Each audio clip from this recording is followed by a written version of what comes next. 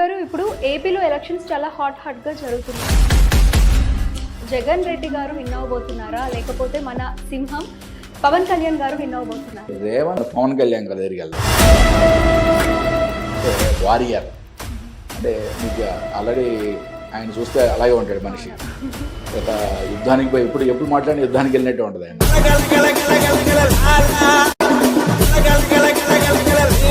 దీన్ని ముందుండి నడిపించేవాడి జాతకం బాగుంటే యుద్ధం గెలుస్తారు, ముందుండి నడిపించేవాడి జాతకం బాగుంటే యుద్ధం ఓడిపోతారు, దాంట్లో డౌటే లేదు.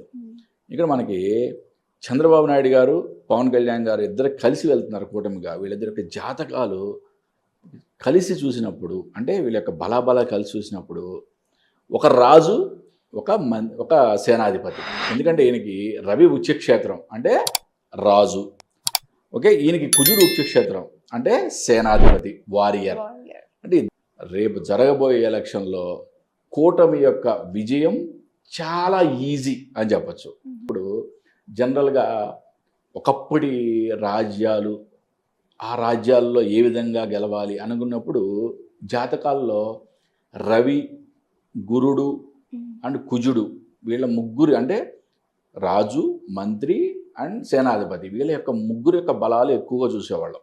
ఓకే, ఇప్పుడు రాజకీయాలని కుట్రల కుతంత్రాలు కదా. మరి కుట్రల కుతంత్రాలు అంటే రాహువు శని కూడా ఎంత బలంగా ఉన్నారో చూసుకోవాలి, లేకపోతే వాళ్ళ రాజకీయాల్లో నెగ్గడం కష్టం. ఇక్కడ మనకి రాహువు శని చూసినప్పుడు పవన్ కళ్యాణ్ గారి జాతకంలో రాహువు శని ఆల్రెడీ 5th ఆస్పెక్ట్లో ఒకరినొకరు చూసుకుంటూ ఉంది. అంటే హీఈస్ బోర్న్ పొలిటీషియన్ అని చెప్పచ్చు.